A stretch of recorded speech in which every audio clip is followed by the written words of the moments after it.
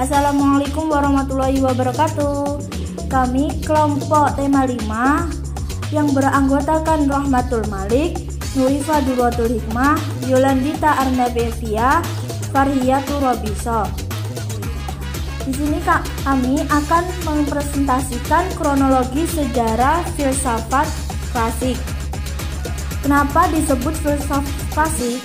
Disebut filsafat klasik karena filsafat yang dibangunnya mampu menguasai sistem pengetahuan alam pikiran barat sampai kira-kira lebih kurang 200 tahun.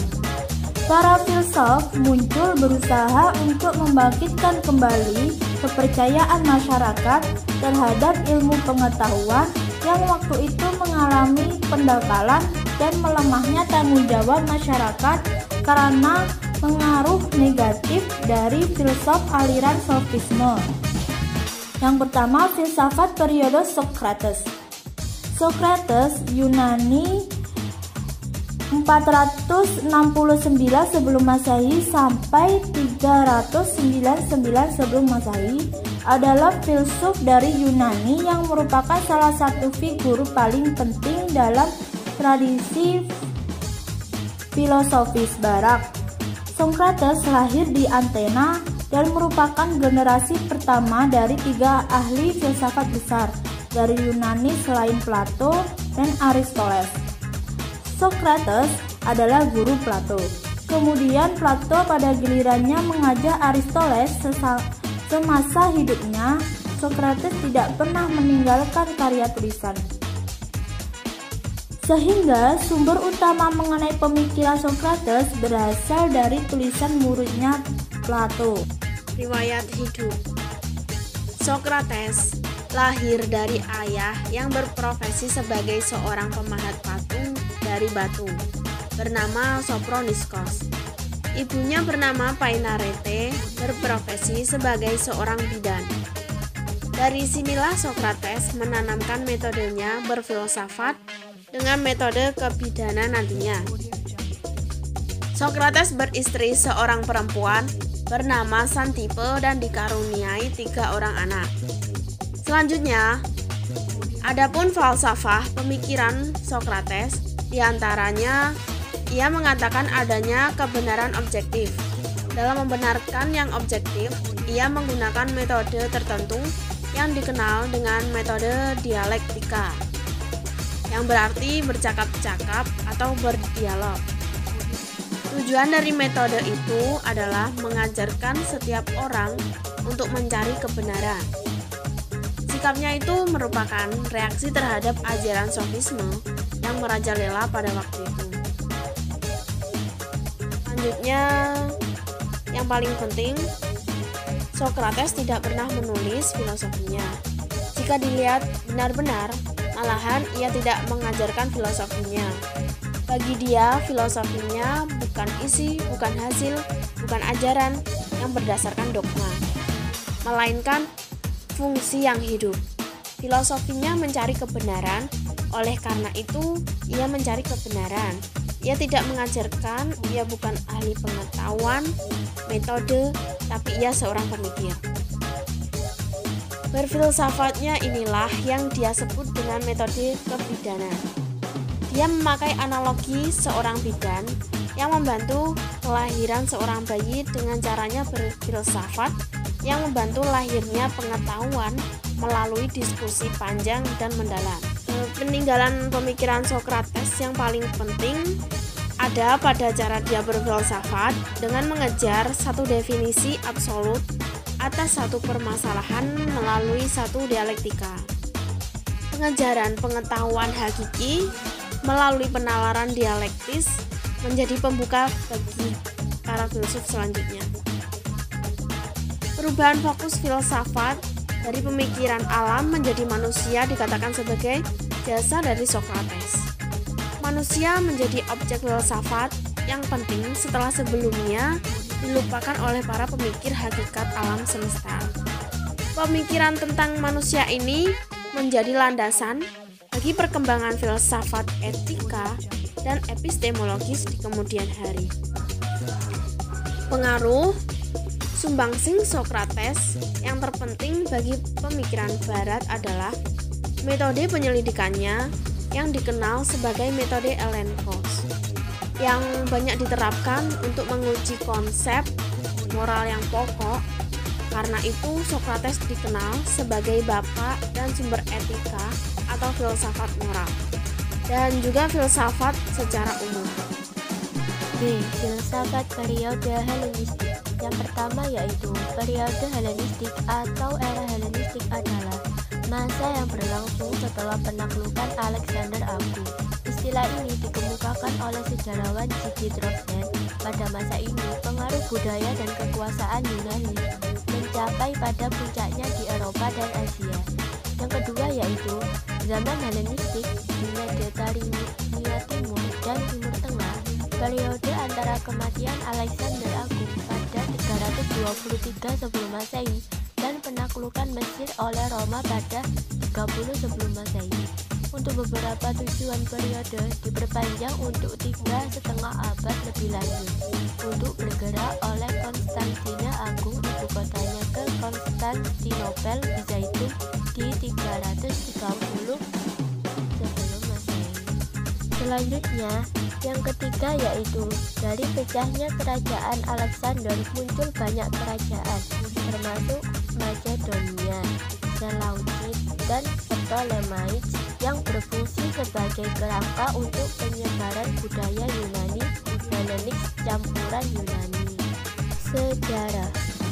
Yang pertama, filsafat Helenistik mempunyai istilah filsafat Helenisme, ialah suatu fase filsafat yang muncul saat terjadi kekosongan pasca era Aristoteles. Helenisme adalah nama untuk kebudayaan, cita-cita, dan cara hidup orang Yunani seperti yang terdapat di Athena pada zaman Perikles.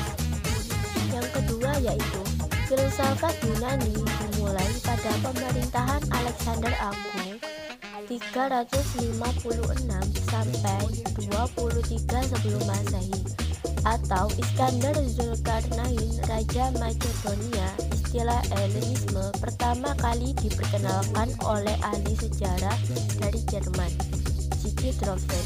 Ia menggunakan perkataan Helenismus sebagai sebutan untuk masa yang dianggapnya sebagai periode peralihan antara Yunani kuno dan dunia Kristen. Drosden lupa akan peranan Roma dalam agama Kristen dan membatasi seolah-olah hanya Yunani saja yang berperan. Selanjutnya, yang ketiga yaitu namun ia diakui telah berhasil mengidentifikasi suatu kenyataan sejarah yang amat penting, biasanya disebut zaman Helenik, yang merupakan peralihan dari masa sejak tahun 323 sampai 30 sebelum Masehi, atau dari saat kematian Iskandar Agung sampai penggabungan Mesir ke dalam Kekaisaran Romawi. C. Filsafat periode Romawi. Orang Romawi mulai mempelajari filsafat sejak sekitar 200 tahun sebelum Masehi. Ketika itu, bangsa Romawi menaklukkan Yunani. Karena itu, banyak prajurit dan jenderal Romawi yang menaklukkan kontak dengan para filsuf Yunani. Bangsa Romawi menyadari bahwa filsuf Yunani semacam Sokrates, Plato, dan Aristoteles telah banyak berkontribusi untuk filsafat. Beberapa orang Romawi menjadi tertarik dan pada sekitar 50 tahun sebelum Masehi, orang Romawi mulai menulis filsafat mereka sendiri. Itu tokoh-tokoh filsuf Romawi. Yang pertama, salah satu orang Romawi pertama yang menulis mengenai filsafat adalah Lucretius. Dia mengikuti pandangan filsafat Epikurean Yunani. Dia menulis sebuah syair panjang berjudul Sifat Benda yang menjelaskan mengenai filsafat Epikurean dalam bahasa Latin untuk orang yang tidak bisa berbahasa Yunani. Yang kedua, Cicero yang menulis filsafat pada waktu yang hampir sama dengan Lucretius. Cicero merupakan filsuf skeptis, seperti orang skeptis lainnya. Cicero berpikir bahwa kita harus mempertanyakan setiap gagasan atau fakta yang kita dapatkan, dan harus selalu bertanya, bagaimana mereka tahu itu? Atau bagaimana mereka yakin? Atau bagaimana dengan hal lainnya? Yang ketiga, kira-kira 100 tahun kemudian, pada masa Kaisar Claudius dan Nero, seorang filsuf bernama Seneca menulis esai mengenai filsafat Stoik. Seneca beranggapan bahwa manusia tidak boleh menghabiskan waktunya untuk hal-hal yang tidak penting. Manusia seharusnya mempergunakan waktunya dengan baik, membuat dunia menjadi lebih baik, dan memperluas pemikiran dengan mempelajari filsafat. Pada masa-masa akhir Kekaisaran Romawi, banyak pria dan wanita yang mulai berpikir tentang dunia dalam sudut pandang Nasrani. Santo Augustinus dan Santo Ambrosius mempelajari filsafat pada masa sebelumnya dan berusaha menciptakan filsafat Nasrani yang bisa mencakup gagasan Nasrani maupun filsafat Yunani dan Romawi. Setelah Kekaisaran Romawi runtuh, orang-orang tetap berpikir mengenai gagasan tersebut. Bahkan ada beberapa perempuan juga, baik di Kekaisaran Islam maupun Eropa abad pertengahan. Orang-orang seperti Maimonides dan Dante terus berusaha menyatukan agama dengan filsafat. Baik, terima kasih. Itu tadi adalah penjelasan. Alhamdulillahirabbil alamin. Terima kasih untuk teman-teman yang sudah meluangkan waktu kalian untuk mendengarkan materi kami dan memutar video materi kami. Semoga materi yang kami sampaikan bisa bermanfaat bagi kalian semua. Amin ya robbal alamin. Cukup sekian materi yang dapat kami sampaikan. Kurang lebihnya kami mohon maaf yang sebesar-besarnya. Akhirul kalam. Wassalamualaikum warahmatullahi wabarakatuh.